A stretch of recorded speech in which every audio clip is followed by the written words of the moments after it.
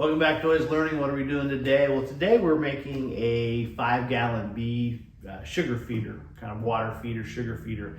If you saw in the last video, you saw that I captured a swarm of bees, and they're not really in the greatest condition because the branch fell down and it exposed their hive, and the temperatures were getting really cold. So I got it in the box right before temperatures got into the teens, or it would have really killed them. So now I'm trying to figure out how to kind of supplement feed them, because I didn't have a lot of honey stores, to try to keep them alive till spring. So I can't get down there. It's an hour south of where I live, so I can't get down there on a regular basis to keep their sugar feeder going and to keep sugar actually and pollen in the hive. So I'm trying to figure out how to do it, and I've come across how to do a 5-gallon sugar feeder. So I'll go through how to do that. But a bee eats a quart, like a hive will go through a quart of sugar water a day. There's 4 quarts in a gallon. So with I could put 5 gallons in here, but I'm probably only going to put 3 or 4. So 4 gallons would basically feed them for 16 days. If they're real active, they'll go through 2 quarts of sugar water a day. So that would only be 8 days, but that at least gives me around a week or longer to get down there and to get it refilled. So I got this sugar at Walmart. It's 25 pounds. I got 2 of them. It cost me, so I got 50 pounds of sugar for $30. So you want to buy it in bulk, but like I said, I only got to feed them for probably 3 or 4 weeks, and that should get them through to spring where they can survive on their own. They're only going to feed if the temperature gets over around 60 degrees. So that's some other things to keep in mind. But I'm going to show you how to make this sugar feeder with just a $6 bucket. So the first thing you want to do is you want to get a bucket that has a lip that when you look at, I'll try to hold it here. When you look at it, you can kind of see little compartments in each of those are your little watering troughs, because you're going to flip this upside down. So you want to get a bucket with a deep lip on it, like this one. Food grade is best, but you don't have to get it.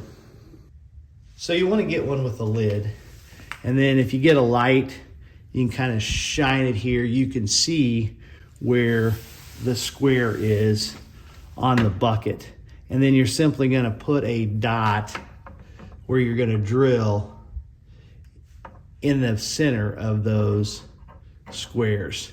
I've got a circle here. That's where the handle is, because you don't want to drill through that or your water's all going to leak out. But you can kind of see how I've got a dot in the middle of the square to drill. So what you're going to do is you're going to come in where these dots are, and you're going to drill from the bottom of that square, and you're going to drill kind of up towards this lip, because what's going to happen when the water gets in there is it's going to drip out of here, and it's going to fill that little cavity with water. You can silicone where the handles are if you want, and that's probably what I'll do, just to keep water from flowing out. And then when you flip with the lid on, when you flip this over, it creates a vacuum, and then initially it'll run over the reservoir, and then a little bit later it'll create an equilibrium. I'll show you what that's going to look like. But now we're just making the holes in each, the dots in each of the cavity of where we're going to drill. I just got a 5/64 drill bit. And like I said, you're going to come in. I'm going to turn it on its side here. I don't even know if I can get my drill in there. Good Lord.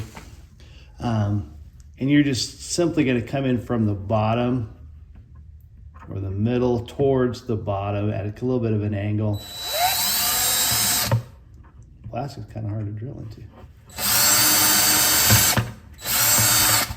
That's it.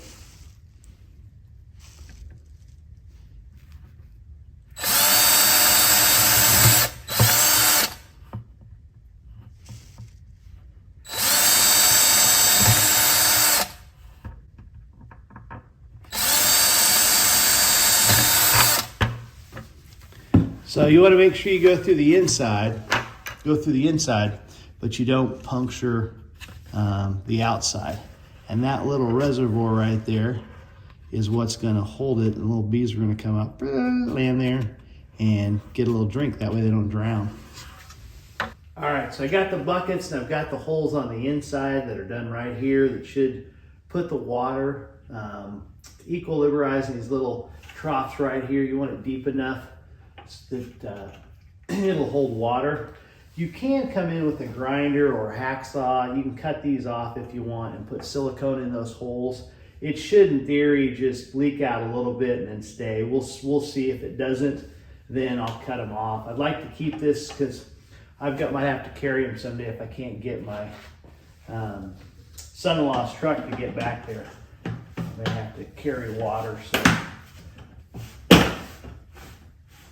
So secure the lid. Like I said, this is a food grade bucket. Here's the test. I've got this thing filled with about 2 gallons of water. Now it's going to run over initially, and then it should vacuum seal and work. So we'll see. You always want to try this with water beforehand because sugar water is going to get everywhere and make it sticky. It's trickling over. It's coming out it's coming out the handles. I'm going to have to cut those off. I'm going to cut this off the grinder. If you don't have a grinder, you should get one. If you do have a grinder, you should use all the protective gear. Somebody else obviously used this and didn't put the shield back on. And you should wear glasses all the time, but this is a quick one, so I'm just going to leave this on. And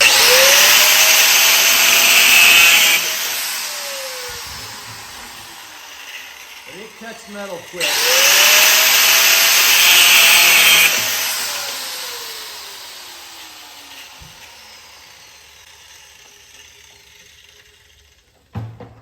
Now I just need to put a little silicone in there to seal those up, and we'll try the experiment again. So I just took some Loctite silicone. This is an old tube. I just punctured it in there and took it out with a screwdriver and simply put it on there. You can also use Flex Seal, really anything, just to plug that hole. We'll see if it's going to work. All right, test 2. Let's see how it does. Okay, flip it over.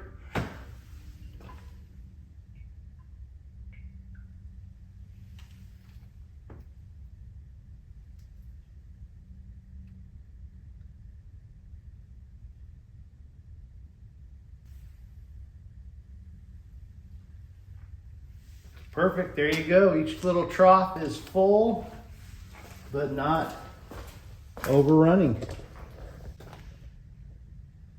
See, these little troughs got their little water in there.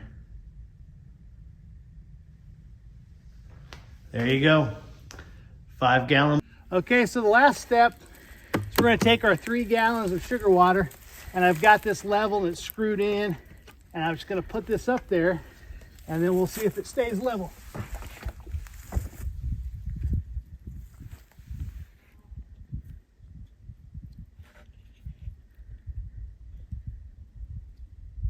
Yep, we got water in there. It's not coming over the top. Tastes like sugar. So that should last the bees 8 to 10 days. And then I'll come back, and if it's working well, I can see they're taking it on days at over 60 degrees. I may come back and actually put 2 buckets. I may come back and add a like a hunting platform and attach one too. So anyway, that's how you make a 5 gallon sugar feeder. Thanks for watching.